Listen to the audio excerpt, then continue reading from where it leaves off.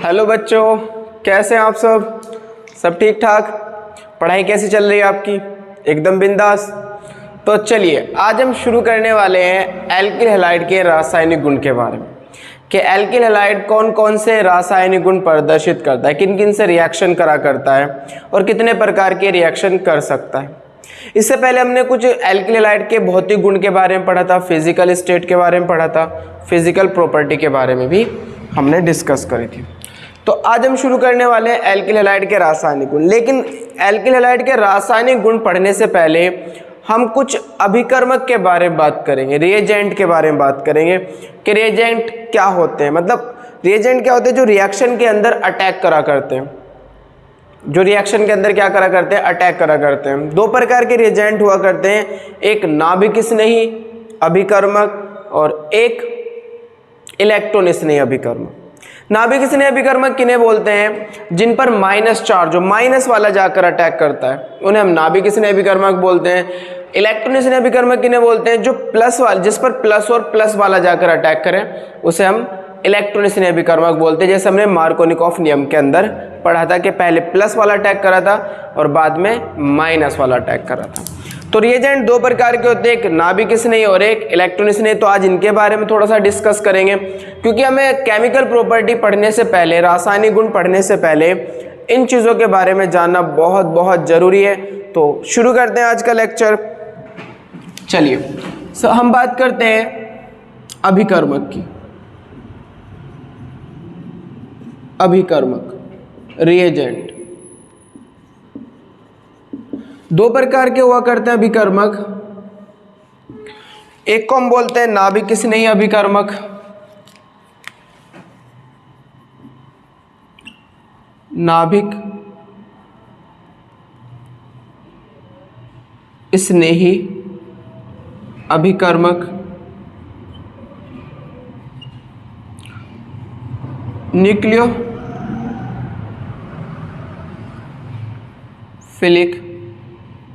Substitutions,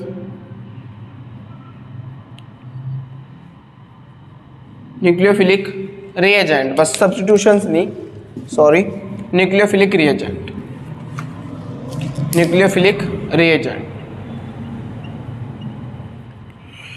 एक हुआ करता है हमारे पास इलेक्ट्रॉन स्नेही अभिकर्मक, इलेक्ट्रॉन स्नेही अभिकर्मक, जिसे हम क्या बोलते हैं? Electrophilic reagent. तो दो प्रकार के रिएजेंट हुआ करते हैं, एक नाभिक स्नेही और एक इलेक्ट्रॉन स्नेही। सबसे पहले हम थोड़ी सी बात करते हैं इलेक्ट्रॉन स्नेही अभिकर्मक के बारे में। इलेक्ट्रॉन स्नेही अभिकर्मक किन्हें बोलते हैं? जिन पर क्या हो? इलेक्ट्रॉन की कमी हो। भाई हम ऐसा कह देते हैं, इलेक्ट्रो मतलब दो पार्ट में डिवाइड कर लेते हैं इसको। इलेक्ट्रो मतलब इलेक्ट्रॉन, फिलिक मतलब लवर। किसके लवर हुआ करते हैं? ये इलेक्ट्रॉन के, मतलब जाकर ये इलेक्ट्रॉन पर अटैक करते हैं, इलेक्ट्रॉन के लवर हुआ करते हैं। किस पर अटैक करेंगे? जाकर इलेक्ट्रॉन पर।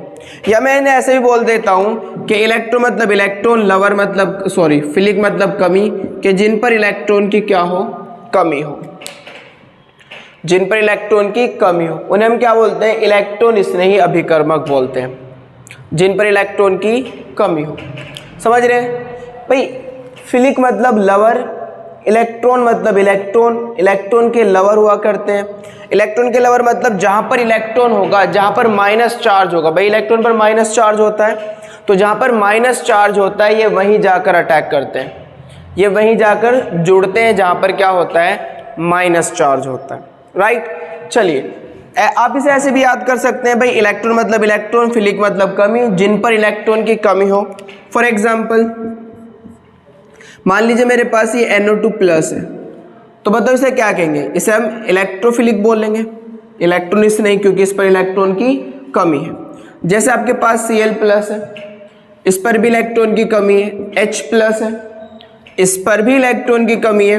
राइट, समझ पा रहे हो? जिस पर भी इलेक्ट्रॉन की कमी होगी Br प्लस, उसे हम क्या बोलेंगे?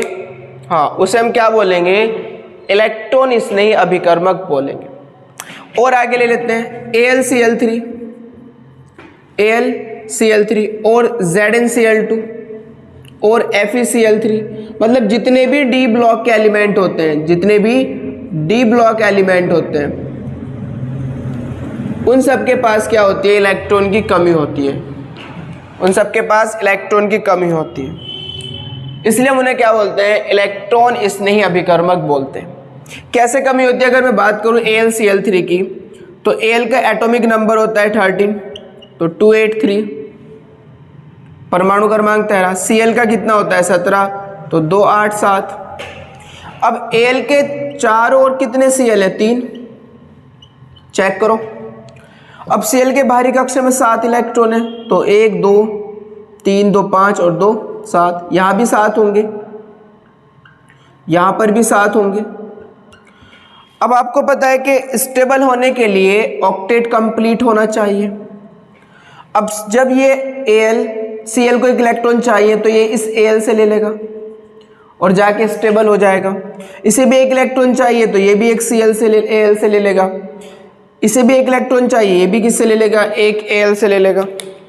अब Al को भी तो स्टेबल होना है भाई, इसके बाहरी कक्षा में तो 8 हो गए, इसकी बाहरी कक्षा में भी 8, इसकी बाहरी कक्षा में भी 8, लेकिन Al भी तो स्टेबल होना चाहता है। Al को कितने इलेक्ट्रॉन चाहिए स्टेबल होने के लिए, भाई बाहरी कक्षा में स्टेबल होने के लिए 8 होने चाहिए, है कितने, 3, तो इसे कितने चाहिए, 5 चाहिए।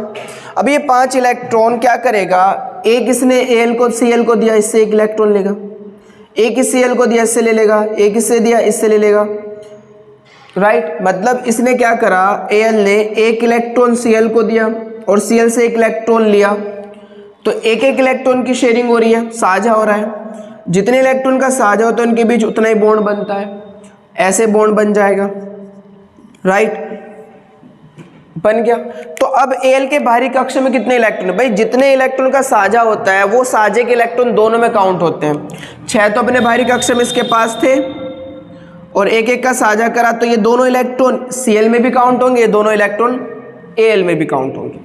ऐसे यहां पर चेक करें, ऐसे यहां पर चेक करें, ये ऐसे।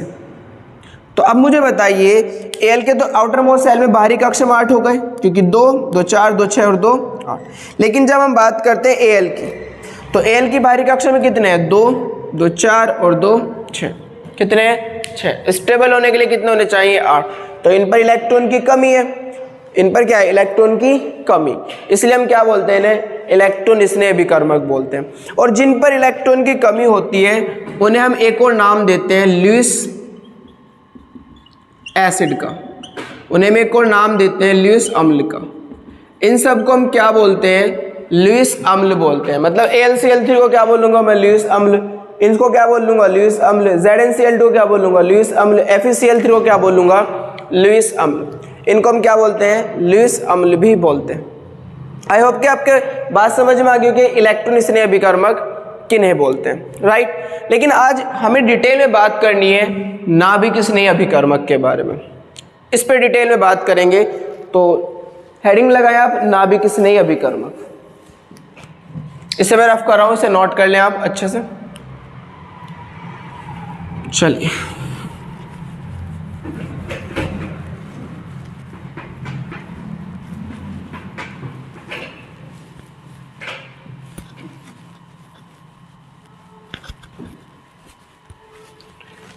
नाभिक स्नेही अभिकर्मक।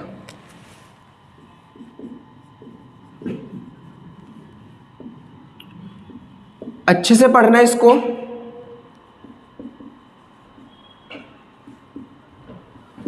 नाभिक स्नेही अभिकर्मक न्यूक्लियोफिलिक रिएजेंट। तो हम बात करते हैं न्यूक्लियोफिलिक रिएजेंट किन्हें बोलते हैं। देखिए, इन्हें हम 2 पार्ट में डिवाइड करते हैं। न्यूक्लियो मतलब ये बताया था न्यूक्लियस,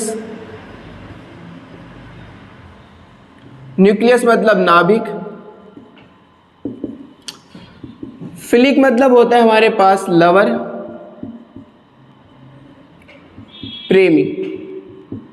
हाँ, प्रेमी। किसके प्रेमी हुआ करते हैं? न्यूक्लियस के। न्यूक्लियस मतलब न्यूक्लियस पर कैसा चार्ज होता है? पॉजिटिव। भाई नाभिक के अंदर क्या होते हैं? नाभिक के अंदर आपको पता है, नाभिक के अंदर या तो प्रोटॉन होते हैं या फिर न्यूट्रॉन, और न्यूट्रॉन तो उदासीन होता है, इस पर कोई चार्ज नहीं होता है। तो प्रोटॉन पर कैसा चार्ज होता है? पॉजिटिव। तो बताओ पॉजिटिव के लवर कौन होंगे? नेगेटिव। यानी कि इन पर कैसा चार्ज होने वाला है? न्यूक्लियोफाइल पर नेगेटिव चार्ज होने वाला है। तो न्यूक्लियोफाइल किन्हें बोलते हैं? न्यूक्लियस लवर स्पीशीज को। न्यूक्लियस लवर स्पीशीज को हम क्या बोलते हैं? न्यूक्लियोफाइल बोलते हैं। मतलब जो न्यूक्लियस के लवर हुआ करते हैं।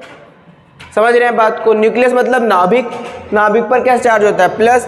तो जो प्लस के लवर होते हैं, मतलब ये कहाँ जाकर अटैक करते हैं? प्लस पर जाकर अटैक करते हैं। तो प्लस पर कौन जाएगा? जिस पर माइनस चार्ज हो। इसका मतलब न्यूक्लियोफाइल पर कैसा चार्ज हुआ करता है? माइनस चार्ज हुआ करता है। बात समझ में आ गई? दूसरी बात आपको जो पता होनी चाहिए, दूसरी बात, न्यूक्लियस के लवर हुआ करते हैं। दूसरी बात, इलेक्ट्रॉन रिच स्पीशीज होते हैं, इन पर इलेक्ट्रॉन की अधिकता होती है। क्या होती है? इन पर इलेक्ट्रॉन की अधिकता होती है, चाहे वो माइनस के रूप में हो, चाहे वो लॉन पेयर के रूप में हो। इन पर क्या होगी? इलेक्ट्रॉन की अधिकता होती है। तीसरी बात, ये अपना इलेक्ट्रॉन पेयर मतलब इलेक्ट्रॉन युग्म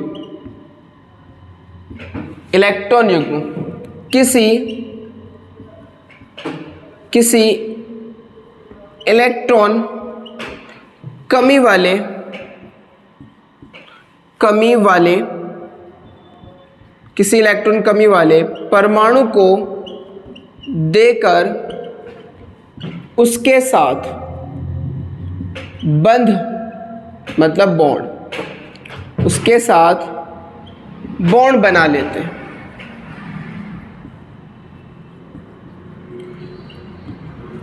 उसके साथ बॉन्ड बना लेते। समझ रहे?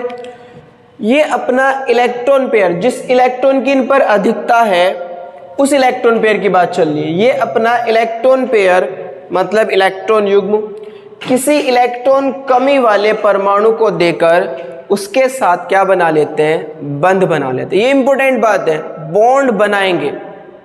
इलेक्ट्रॉन डोनेट ही नहीं करते, केवल इलेक्ट्रॉन ही नहीं देते, बल्कि उसके साथ क्या बनाते हैं? बॉन्ड भी बनाते हैं। चौथा पॉइंट जो बहुत इंपॉर्टेंट है नॉलेज के लिए आपकी, अगर ये स्पीशीज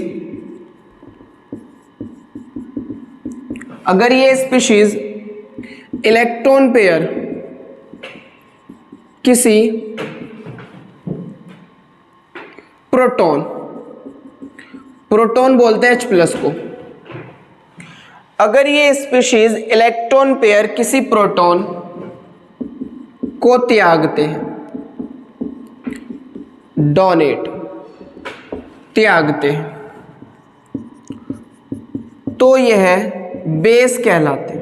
बेस मतलब क्षार, तो ये क्या कहलाते हैं? क्षार कहलाते हैं। और अगर यह इलेक्ट्रॉन पेयर किसी इलेक्ट्रॉन कमी वाले परमाणु, जैसे हम ऑर्गेनिक पढ़ने वाले हैं तो इसमें कार्बन होगा, तो जैसे कार्बन, और यह इलेक्ट्रॉन पेयर किसी इलेक्ट्रॉन कमी वाले परमाणु जैसे कार्बन को त्यागते हैं, तो इन्हें न्यूक्लियोफाइल कहते हैं, नाभिक इसलिए कहते हैं।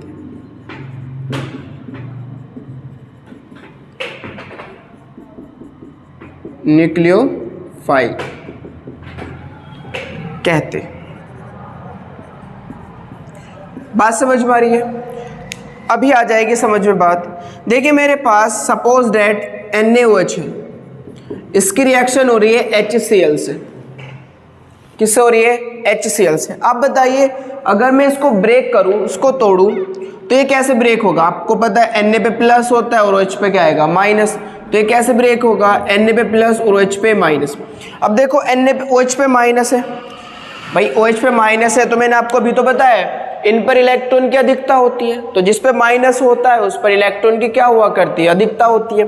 तो इसका मतलब इसे मैं क्या बोल सकता हूँ? न्यूक्लियोफाइल बोल सकता हूँ या फिर बेस बोल सकता हूँ, वो डिपेंड करेगा। अभी हम बात करते हैं कि OH माइनस है, इस पर OH माइनस है। अब मैं बात करूँ H प्लस और Cl माइनस, भाई ये क्षार है और ये अम्ल है। H प्लस देगा, Cl पे क्या आने वाला है? माइनस आने वाला है, राइट। H पे प्लस और Cl पे माइनस। यहाँ पर कौन है? Cl है।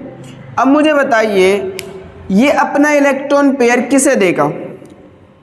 हाँ, H प्लस को देगा। किसे देगा? H प्लस को, क्योंकि इस पे इलेक्ट्रॉन की कमी है, तो ये अपना इलेक्ट्रॉन पेयर इस H प्लस को डोनेट करेगा। और अगर ये अपना इलेक्ट्रॉन पेयर H प्लस को डोनेट कर रहा है तो इस स्पीशीज को हम क्या बोलेंगे? क्षार कहेंगे। यानी कि यहाँ पर NaOH क्या कहला रहा है? क्षार कहला रहा है। क्यों? क्योंकि इसने अपना इलेक्ट्रॉन पेयर किसे डोनेट करा? किसी H प्लस को डोनेट करा। मैंने कहा किसी प्रोटॉन को अगर डोनेट करा, बात को समझे। अगर ये स्पीशीज इलेक्ट्रॉन पेयर किसी प्रोटॉन को त्यागते हैं, डोनेट करते हैं, तो यह बेस कहलाते हैं। तो ये NaOH क्या कहलाएगा? बेस कहलाएगा। और ये इलेक्ट्रॉन पेयर अगर किसी इलेक्ट्रॉन कमी वाले परमाणु जैसे कार्बन को त्यागते हैं तो इन्हें हम क्या बोलते हैं? नाभिक स्नेही बोलते हैं। बात समझ में आई होगी। यानी कि प्रोडक्शन क्या होने वाला है बताओ? NaCl, भाई Na प्लस, ये Cl किसे डोनेट करेगा? Na प्लस को डोनेट करेगा। इसने H प्लस को डोनेट करा तो क्या बनाया? H2 बनाया। भाई H प्लस OH माइनस मिलकर क्या बनाएंगे? H2 बनाएंगे। बात समझ में आ रही? तो अगर कोई नेगेटिव स्पीशीज अपना इलेक्ट्रॉन पेयर किसी H प्लस को डोनेट करता है, प्रोटॉन को डोनेट करता है, तो वो क्या कहलाता है? वो बेस कहलाता है। मतलब यहाँ पर NaOH क्या होगा? बेस होगा। बात समझ में आ रही है? क्या होगा? बेस होगा। आगे चलते हैं। मान लीजिए मेरे पास ये NaOH था और रिएक्शन हो रही है CH3Cl से। अब आपको पता है कि हाई इलेक्ट्रोनेगेटिव एटम Cl है। Cl इलेक्ट्रॉन को अपनी ओर खींचेगा और बॉन्ड को अपनी ओर ब्रेक करा लेगा। तो CH3 पे क्या आने वाला है? प्लस, और Cl पे क्या आने वाला है? माइनस आने वाला है। भाई कार्बन और Cl के बीच बॉन्ड बन रहा है, तो फोन ClBr पढ़ा रखा मैंने आपको। Dash dash carbon, dash dash hydrogen. अब C और Cl में विद्युत ऋणात्मकता ज्यादा किसकी है? Cl की। तो जिसकी विद्युत ऋणात्मकता ज्यादा होती है बॉन्ड उसी की तरफ को टूटता है। Cl की ज्यादा, इसलिए बॉन्ड Cl की तरफ को टूटेगा। तो जिसके पे बॉन्ड टूटता है उस पे माइनस, बैक वाले पे क्या आता है? प्लस। अब मुझे बताओ ये तो क्षार है, मतलब क्षार का मतलब ये Na प्लस में ब्रेक होगा और OH माइनस में, राइट। बताओ इसने अपना इलेक्ट्रॉन पेयर किसे डोनेट करा? CH3 को। भाई इसे तो देगा अपना इलेक्ट्रॉन पेयर। अभी OH माइनस ने इलेक्ट्रॉन पेयर किसे दिया? CH3 को। अगर ये अपना इलेक्ट्रॉन पेयर CH3 को दे रहा है तो ये क्या कहलाएगा? न्यूक्लियोफाइल कहलाएगा। क्या कहलाएगा? बोलो। न्यूक्लियोफाइल कहलाएगा। अभी यहाँ किसे दे रहा था? H प्लस को, इसलिए क्या कहलाएगा? यहाँ पर क्षार कहलाएगा। यहाँ बेस है और यहाँ न्यूक्लियोफाइल है। मतलब यहाँ पर NaOH एज ए न्यूक्लियोफाइल की तरह काम कर रहा है और यहाँ पर NaOH एज ए बेस की तरह काम कर रहा है। इंपॉर्टेंट बात यह है कि सभी न्यूक्लियोफाइल बेस होते हैं। सभी न्यूक्लियोफाइल बेस होते हैं, मतलब इसे मैं बेस भी बोल सकता हूँ, न्यूक्लियोफाइल के साथ साथ बेस भी बोल सकता हूँ, क्षार भी बोल सकता हूँ। बात समझ में आ रही है? सभी न्यूक्लियोफाइल क्षार हो सकते हैं, लेकिन सभी क्षार न्यूक्लियोफाइल नहीं हो सकते। मतलब इसे आप न्यूक्लियोफाइल नहीं बोल सकते क्योंकि इसने अपना इलेक्ट्रॉन पेयर H प्लस को डोनेट करा। बात समझ में आ रही है? इसको हम क्षार नहीं बोल सकते, सॉरी, इसे हम न्यूक्लियोफाइल नहीं बोल सकते, ये क्षार है। तो सभी न्यूक्लियोफाइल क्षार होते हैं पर सभी क्षार न्यूक्लियोफाइल नहीं होते। पहला डिफरेंस तो आपको यह समझ में आ गया होगा। दूसरा डिफरेंस क्षार और न्यूक्लियोफाइल में क्या होता है? क्षार और न्यूक्लियोफाइल में दूसरा डिफरेंस ये होता है कि न्यूक्लियोफाइल जो होते हैं वो जाकर आक्रमण करते हैं। न्यूक्लियोफाइल जाकर आक्रमण करते हैं। सपोज दैट मैं एक न्यूक्लियोफाइल हूं और आप एक मैं एक न्यूक्लियोफाइल हूं और आप पर प्लस चार्ज है, मान लीजिए आप पर प्लस चार्ज है और मैं न्यूक्लियोफाइल हूं, तो मैं जाकर आप पर अटैक करूंगा, मैं जाकर अटैक करूंगा, समझ रहे हैं? न्यूक्लियोफाइल जाकर अटैक करते हैं तो गति करनी पड़ रही है न्यूक्लियोफाइल को, तो ये काइनेटिक फिनोमिना है, क्योंकि न्यूक्लियोफाइल जाकर क्या कर रहा है, अटैक कर रहा है, तो गति करनी पड़ रही है। जबकि बेस क्या होते हैं, प्रोटॉन को एक्सेप्ट करते हैं, प्रोटॉन को क्या करते हैं, एक्सेप्ट, मतलब ये यही बैठा रहेगा, इसे इसके पास आना होगा। H प्लस को किसके पास होना होगा, OH माइनस को, तो H प्लस OH माइनस के पास आएगा और इससे कहेगा मुझे इलेक्ट्रॉन दे दो, तो ये अपना इलेक्ट्रॉन इसे देगा। तो बेस कौन होते हैं, जो प्रोटॉन को एक्सेप्ट करते हैं, ये प्रोटॉन को एक्सेप्ट कर रहे हैं, राइट। और न्यूक्लियोफाइल कौन होते हैं, जो जाकर आक्रमण करते हैं, अटैक करते हैं किसी इलेक्ट्रॉन डेफिशिएंट सेंटर को, जिस पर इलेक्ट्रॉन की कमी होती है उस पर जाकर ये क्या करते हैं, अटैक करा करते हैं। बात समझ में आ गई होगी। चलिए इसे नोट कीजिए आप, फिर इसके बारे में कुछ और डिस्कस करते हैं। नोट करो इसको, बहुत अच्छा।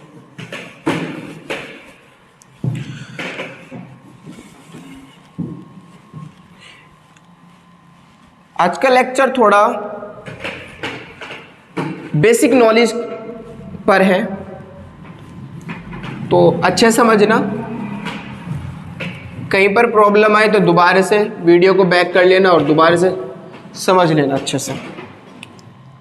अब हम बात करते हैं न्यूक्लियोफाइल की प्रबलता के बारे में, न्यूक्लियोफिलिसिटी के बारे में, मतलब कि कौन सा न्यूक्लियोफाइल स्ट्रॉन्ग होगा और कौन सा न्यूक्लियोफाइल वीक होगा, क्योंकि हमें न्यूक्लियोफाइल की स्टेबिलिटी के बारे में भी पता होना चाहिए, क्योंकि अब हम पढ़ने वाले हैं केमिकल रिएक्शन उसके बाद, तो उसमें हम पढ़ेंगे SN1 और SN2।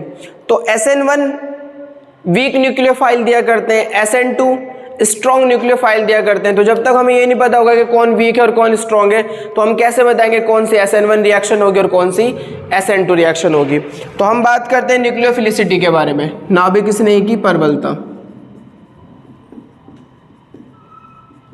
स्नेह की प्रबलता, न्यूक्लियोफिलिसिटी,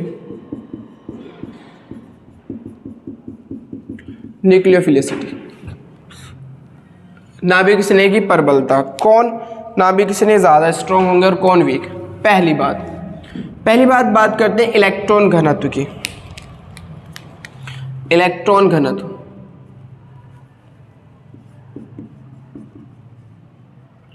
इलेक्ट्रॉन डेंसिटी, इलेक्ट्रॉन घनत्व। तो अगर हमारे पास इलेक्ट्रॉन घनत्व जितना ज्यादा होगा,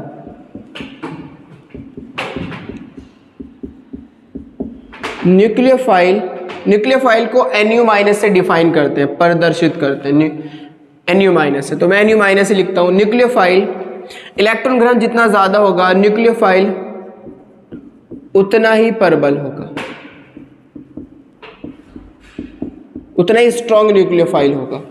जितना ज़्यादा इलेक्ट्रॉन घनत्व न्यूक्लियोफाइल उतना ही ज़्यादा स्ट्रॉन्ग होगा। अब हमें पता है कि अगर मेरे पास बात करें OH माइनस की और H2 की, तो इसके पास लोन पेयर होता है, तो लोन पेयर तो इसके पास भी होंगे, लेकिन इसके पास साथ साथ माइनस चार्ज है, तो माइनस चार्ज है तो इलेक्ट्रॉन घनत्व ज़्यादा यहाँ होगा, यहाँ पर इलेक्ट्रॉन घनत्व कम होगा। तो अगर हम बात करें OH माइनस में और H2O में, तो अच्छा न्यूक्लियोफाइल कौन होगा, स्ट्रॉन्ग न्यूक्लियोफाइल कौन होगा, OH माइनस स्ट्रॉन्ग न्यूक्लियोफाइल होगा और H2O वीक न्यूक्लियोफाइल होगा।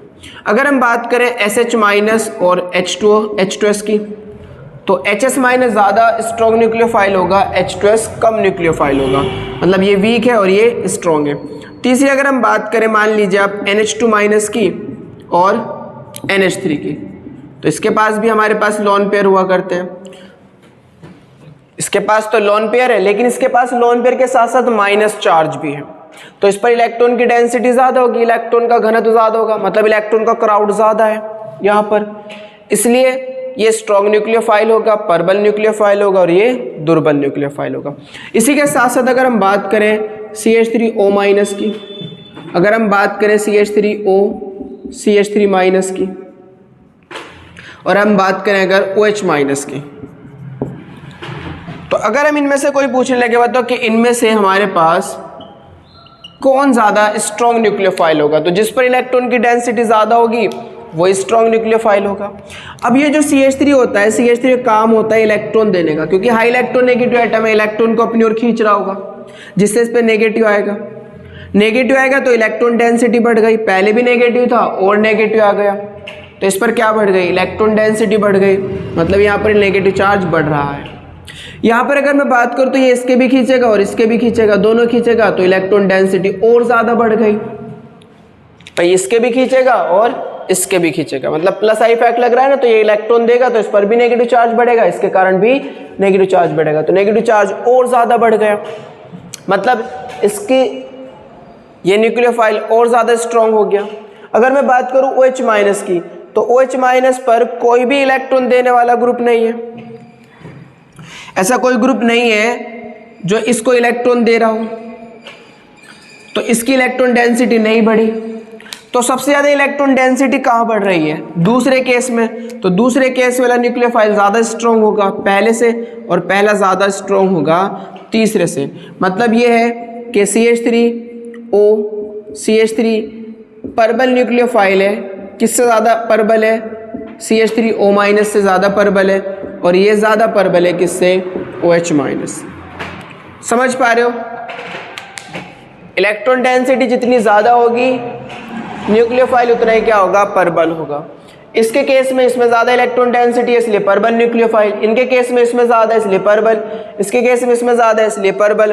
और अगर हम यहाँ की बात करें तो यहाँ पर ये CH3 का काम होता है इलेक्ट्रॉन देने का, ये इसे इलेक्ट्रॉन देगा, इसका नेगेटिव चार्ज को बढ़ा देगा। यहाँ दो ग्रुप मिलकर इसे इलेक्ट्रॉन दे रहे हैं तो नेगेटिव चार्ज और ज़्यादा बढ़ जाएगा, और यहाँ पर कोई भी ऐसा ग्रुप नहीं है जो इसे इलेक्ट्रॉन दे रहा हो तो इसका चार्ज नहीं बढ़ेगा। तो सबसे ज़्यादा चार्ज कहाँ बढ़ रहा है, दूसरे केस में, फिर पहले केस में, और सबसे कम कहाँ है, तीसरे केस में। तो इलेक्ट्रॉन डेंसिटी बढ़ेगी, न्यूक्लियोफाइल स्ट्रॉन्ग होगा। बात समझ में आई पहले केस में।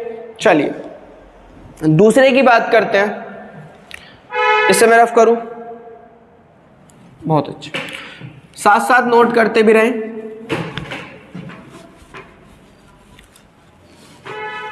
दूसरी हम बात करते हैं विद्युत ऋणात्मकता की। विद्युत ऋणात्मकता,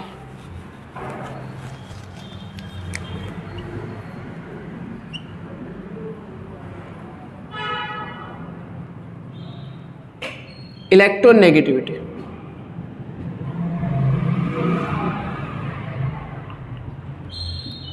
अब देखो मैंने आपको स्टार्टिंग में एक बात बताई कि न्यूक्लियोफाइल ना कि इलेक्ट्रॉन देते हैं बल्कि उसके साथ साझा भी करते हैं। न्यूक्लियोफाइल उन्हें बोलते हैं जो किसी इलेक्ट्रॉन डेफिशिएंट सेंटर को इलेक्ट्रॉन देता है और उसके साथ साझा भी करता है। इलेक्ट्रॉन डेफिशिएंट सेंटर उसे बोलते हैं जिस पर इलेक्ट्रॉन की कमी होती है। मान लीजिए मेरे पास यहाँ पर C+ है और M कोई न्यूक्लियोफाइल है, तो इसे अपने इलेक्ट्रॉन पेयर नहीं देगा बल्कि इसके साथ साझा भी करेगा, बॉन्ड भी बनाएगा, बल्कि इसके साथ क्या बनाएगा, बॉन्ड भी बनाएगा। तो विद्युत ऋणात्मकता की अगर हम बात करें चलो F की बात करते हैं, F minus, OH minus, NH2 minus और CH3 माइनस। अगर हम यहाँ की बात करें तो देखो ये विद्युत ऋणात्मकता की अगर हम बात करें तो सबसे ज़्यादा विद्युत ऋणात्मकता फ्लोरीन की होती है। भाई अभी फोन ClBr के अकॉर्डिंग हमने पढ़ा, phone ClBr I dash dash carbon dash dash hydrogen. सबसे ज़्यादा विद्युत ऋणात्मकता किसकी है, फ्लोरीन की, उसके बाद ऑक्सीजन, उसके बाद नाइट्रोजन और उसके बाद कार्बन। सबसे कम कार्बन की और सबसे ज़्यादा फ्लोरीन की। अब मुझे बताओ कि हमारे पास विद्युत ऋणात्मक एटम किसे बोलते हैं, सॉरी न्यूक्लियोफाइल किसे बोलते हैं, जो किसी इलेक्ट्रॉन डेफिशिएंट सेंटर को अपना इलेक्ट्रॉन पेयर डोनेट कर दे। और जितनी आसानी से अपने इलेक्ट्रॉन पेयर डोनेट करेगा वो उतने अच्छा न्यूक्लियोफाइल होगा। मतलब स्ट्रॉन्ग न्यूक्लियोफाइल जितनी आसानी से अपने इलेक्ट्रॉन पेयर दे दे और उसके साथ बॉन्ड बना ले वो उतना ही अच्छा न्यूक्लियोफाइल होगा। अब जब मैं बात करता हूँ F की, तो बताओ F इलेक्ट्रॉन देने की क्षमता रखता है या इलेक्ट्रॉन लेने की क्षमता रखता है, क्योंकि विद्युत ऋणात्मकता F की ज़्यादा है तो इलेक्ट्रॉन को लेने की क्षमता रखता है, देने की क्षमता नहीं रखता। हाँ बिल्कुल सही समझ रहे हैं आप। भाई विद्युत ऋणात्मकता ज़्यादा है तो ये आसानी से इलेक्ट्रॉन नहीं देगा, और अगर आसानी से इलेक्ट्रॉन नहीं देगा तो इनके बीच बॉन्ड अच्छा नहीं बनेगा, बॉन्ड अच्छा नहीं बनेगा तो न्यूक्लियोफाइल अच्छा नहीं होगा। मतलब ये है कि विद्युत ऋणात्मकता बढ़ने पर न्यूक्लियोफाइल दुर्बल हो जाता है। विद्युत ऋणात्मकता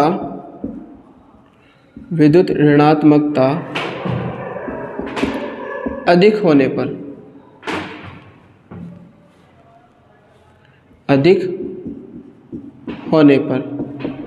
न्यूक्लियोफाइल दुर्बल हो जाता है।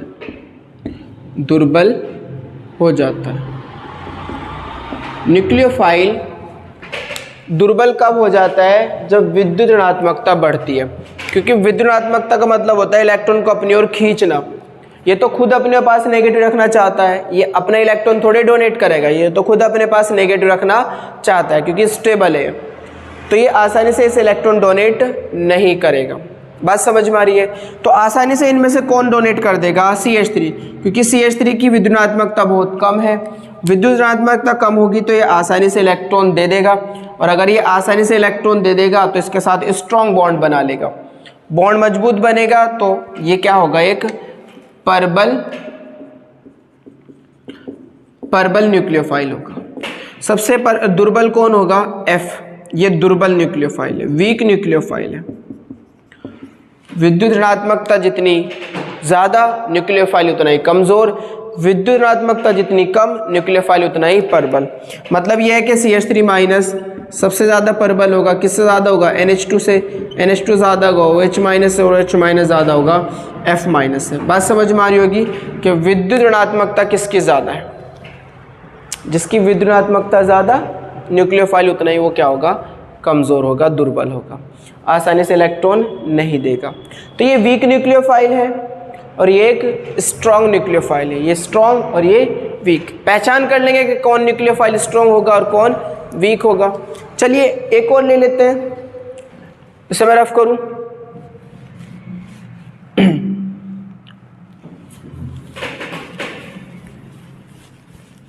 साइज की बात करते हैं, साइज की, आकार की। आकार बढ़ने और घटने से विद्युत नाभिक स्नेह पर क्या प्रभाव पड़ता है?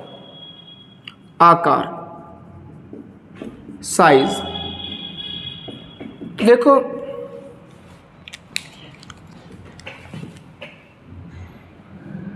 जैसे जैसे परमाणु आकार बढ़ता है, न्यूक्लियोफिलिसिटी बढ़ती है। न्यूक्लियोफिलिसिटी क्या हो जाती है? बढ़ती है। न्यूक्लियोफाइल परबल होता जाता है, ऐसे लिख लेते हैं, परबल होता जाता है। जैसे जैसे परमाणु आकार बढ़ेगा न्यूक्लियोफाइल क्या होने लगेगा? परबल होने लगेगा। मतलब अगर मेरे पास ग्रुप है, मान के चले हमारे पास एक है F, एक Cl, एक Br और एक I। अगर मैं आपसे पूछने लगूं कि बताओ इन सब में सबसे परबल न्यूक्लियोफाइल कौन है, तो I माइनस होगा, क्योंकि आकार सबसे बड़ा है, तो ये परबल न्यूक्लियोफाइल है। अगर मैं आपसे पूछने लगूं कि इसके अंदर सबसे दुर्बल न्यूक्लियोफाइल कौन है, तो आकार F का छोटा है, ये दुर्बल न्यूक्लियोफाइल होगा। भाई आपको पता है ना, इसका परमाणु क्रमांक 9, इसका 7, इसका 35 और इसका 53, राइट। इसका परमाणु आकार साइज बहुत बड़ा होगा, साइज बड़ा तो न्यूक्लियोफाइल कैसा हो जाएगा? परबल। साइज छोटा तो न्यूक्लियोफाइल कैसा हो जाएगा? दुर्बल। तो ये दुर्बल न्यूक्लियोफाइल है और ये परबल न्यूक्लियोफाइल है। मतलब ये वीक न्यूक्लियोफाइल है और ये स्ट्रॉन्ग न्यूक्लियोफाइल। इनमें भी ऑर्डर की अगर हम बात करें तो Br Cl से अच्छा न्यूक्लियोफाइल होगा और Cl F से अच्छा न्यूक्लियोफाइल होगा। साइज की बात हुई। अब अगर यहीं पर एक मैं बात करूं OH माइनस और HS माइनस की, तो इनमें भी आप कंपैरिजन कर सकते हैं। OH माइनस O का साइज छोटा होता है, S का साइज बड़ा होता है। बड़ा साइज तो न्यूक्लियोफाइल स्ट्रॉन्ग होगा, छोटा साइज तो न्यूक्लियोफाइल वीक होगा। इनमें भी HS माइनस स्ट्रॉन्ग न्यूक्लियोफाइल होता है और OH माइनस वीक न्यूक्लियोफाइल होता है। तो बताओ न्यूक्लियोफाइल की पहचान कर लेंगे आप। कोई दिक्कत तो नहीं है। चलिए अब इसके बाद हम बात करते हैं लिविंग ग्रुप की। जब कोई रिएक्शन होती है तो एक समूह निकलता है, उस निकलने की टेंडेंसी को हम बोलते हैं लिविंग ग्रुप। कि लिविंग ग्रुप कौन अच्छा होगा, किसके निकलने की क्षमता अच्छी होगी। अब बात करते हैं लिविंग ग्रुप के बारे में, इसे नोट करो, फिर हम लिविंग ग्रुप के बारे में बात करते हैं। चलो, तो हमने भाई रिएजेंट पढ़े, पर न्यूक्लियोफाइल पढ़ा, इलेक्ट्रोफाइल पढ़ा। अब हम पढ़ने वाले हैं लिविंग ग्रुप के बारे में।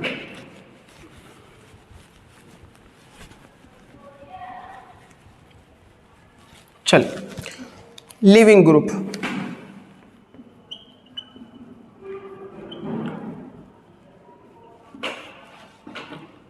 अभिकर्मक से निकलने वाला समूह, अभिकर्मक से निकलने वाला समूह, ये ध्यान रखना भाई, लिविंग ग्रुप के बारे में ध्यान रखना, क्योंकि जब हम रिएक्शन करेंगे, मान लीजिए एक साथ 2-3 समूह आ गए, मान लीजिए ऐसा आ गया, यहाँ पर Br भी है और I भी है, तो मैं कहने लगूँ बताओ सबसे पहले कौन निकलेगा, I निकलेगा या Br निकलेगा, या दोनों एक साथ निकलेंगे। इसकी पहचान होना चाहिए ना। मान लीजिए मेरे पास 2 समूह लग गए, यहाँ पर एक लग गया हमारे पास Cl और एक लग गया OC2H5। मैं आपसे पूछने लगूँ बताओ OC2H5 बाहर जाएगा या Cl बाहर जाएगा, समझ रहे हैं बात को। यहाँ पर अगर 2-3 समूह लग गए, मान लीजिए FCl लग गया, चलो, या Br मान लीजिए, और यहाँ पर एक और NH2 समूह लग गया, तो बताओ NH2 बाहर निकलेगा या Br बाहर निकलेगा। समझ पा रहे हैं हम किस टॉपिक के बारे में पढ़ने वाले हैं, लिविंग ग्रुप के बारे में पढ़ने वाले हैं। लिविंग ग्रुप मतलब निकलने वाला समूह। जब कोई रिएक्शन होती है तो आपको पता है अभिकर्मक के बीच बॉन्ड टूटते हैं, तो निकलेगा ये वाला समूह निकलेगा या ये वाला समूह निकलेगा। यहाँ की अगर बात करूँ तो Cl निकलेगा या OC2H5 निकलेगा। यहाँ की बात करें तो I निकलेगा या Br निकलेगा। कौन अच्छा लिविंग ग्रुप है, निकलने वाला कौन है। जब किसी दूसरे का अटैक हो रहा है तो इनमें से एक को तो निकलना पड़ेगा भाई, कोई एक तो निकलना पड़ेगा किसी एक को, तो किसकी लिविंग टेंडेंसी अच्छी होती है। तो ध्यान रखना, वेरी मोस्ट इंपॉर्टेंट बात, दुर्बल क्षार, दुर्बल क्षार, इसके अपोजिट अगर मैं बात करूं तो परबल अम्ल होगा भाई। अगर इसके अपोजिट बात की जाए दुर्बल क्षार, जो दुर्बल क्षार होते हैं वो परबल अम्ल हुआ करते हैं। तो दुर्बल क्षार बेस्ट लिविंग ग्रुप, अच्छा लिविंग ग्रुप। जो दुर्बल क्षार हुआ करते हैं वो अच्छे लिविंग ग्रुप होते हैं। दुर्बल क्षार अच्छा लिविंग ग्रुप, बात समझ में आ रही है। दुर्बल क्षार अच्छा लिविंग ग्रुप। फॉर एग्जाम्पल अगर मैं बात करूं अच्छे क्षार की, मैंने कहा मेरे पास CH3 CH2 Cl है, ये है। अब यहां पर बॉन्ड देखो, अगर मैं बात करूं C और H के बीच भी बॉन्ड बन रहा है, C और H के बीच भी बॉन्ड बन रहा है, और C और Cl के बीच बॉन्ड बन रहा है। तो ये वाला बॉन्ड टूटे या ये वाला बॉन्ड टूटे, वो डिपेंड करेगा कि हमारे पास लिविंग ग्रुप डिपेंड करेगा कि दुर्बल क्षार कौन सा है या परबल अम्ल कौन सा है। अगर मैं इसकी बात करूं तो H से Cl लगा दो भाई, Cl से H लगा दो, तो जब Cl से H लगाओगे ये कैसा आएगा, परबल अम्ल आएगा, परबल अम्ल। अगर मैं H से H लगाऊं तो H2, H2 तो मैं कहूं न्यूट्रल हुआ करता है, तो इसकी तो हम बात ही नहीं करते। इसकी बात करो, बताओ कैसा है ये, परबल अम्ल है।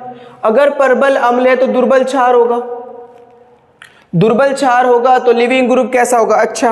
मतलब Cl की लिविंग टेंडेंसी क्या है, बहुत अच्छी है, तुरंत Cl बाहर जाएगा, तुरंत Cl क्या होगा, बाहर जाएगा, राइट। और Cl पे बाहर जाने का मतलब क्या है, हाई इलेक्ट्रोनेगेटिव एटम है। Cl की विद्युत ऋणात्मकता बहुत ज्यादा होती है कार्बन से, तो Cl पे माइनस आएगा और C पे प्लस आएगा। यानी कि जो एल्किल हैलाइड होते हैं उनकी लिविंग टेंडेंसी बहुत अच्छी होती है। किनकी, एल्किल नहीं सॉरी, एसिड हैलाइड कह दो, एसिड हैलाइड HX, इनकी लिविंग टेंडेंसी बहुत अच्छी होती है, best leaving group, best leaving group. अगर कहीं पर एल्किल हैलाइड लगे हुए हैं और वहां पर दूसरा कोई समूह लगा हुआ है तो उनमें सबसे पहले निकलने की टेंडेंसी किनकी होगी? एल्किल हैलाइड की होगी, क्योंकि क्या है, ये बेस्ट लिविंग ग्रुप है। और एल्किल हैलाइड में भी सबसे ज्यादा किनकी होगी? जो अच्छा एसिड होगा, तो HI अच्छा एसिड होता है HBr से, HBr अच्छा होता है HCl से, और HCl अच्छा होता है HF से। इनमें भी लिविंग ग्रुप अच्छा कौन सा होगा? बेस्ट लिविंग ग्रुप I होगा। कौन होगा? I होगा। I के निकलने की टेंडेंसी Br से ज्यादा होगी, Br की निकलने की टेंडेंसी Cl से ज्यादा होगी, और Cl की निकलने की टेंडेंसी F से ज्यादा होगी। मतलब समझ रहे हैं? अगर मैं इनकी बात करूं तो बताओ कौन पहले निकलेगा? हाँ बिल्कुल सही, I पहले निकल जाएगा। तो सबसे पहले I हटेगा। I हटने के बाद अगर आपने ज्यादा मात्रा में वो चीज ले ली तो हो सके Br भी हट जाए, लेकिन पहले कौन हटने वाला है? I हटने वाला है। शायद बात समझ में आई। पहले कौन हटने वाला है? I हटने वाला है। इनमें बताओ, इनमें कौन हटेगा? भाई Cl से H लगा दो, इससे H लगा दो तो C2H5OH, ये अल्कोहल है और ये HCl है। बताओ इन दोनों में अच्छा अम्ल कौन है? हाँ ये परबल है, परबल अम्ल। परबल अम्ल है तो दुर्बल क्षार होगा, और ये कैसा है? दुर्बल अम्ल। दुर्बल अम्ल है तो परबल क्षार होगा। मतलब ये दुर्बल अम्ल है और ये परबल अम्ल है। तो इन दोनों में किसके निकलने की टेंडेंसी ज्यादा है? बिल्कुल हैलोजन की। तो सबसे पहले कौन निकलेगा? Cl बाहर जाएगा। कौन बाहर जाएगा? Cl। ये यही रुका रहेगा। कौन जाएगा? Cl बाहर जाएगा। इन दोनों की अगर मैं बात करूं, H से क्या लगा दो? Br लगा दो, HBr। NH2 से क्या लगा दो? H लगा दो तो NH3। बोलो कैसा है? ये परबल अम्ल है। और ये कैसा है?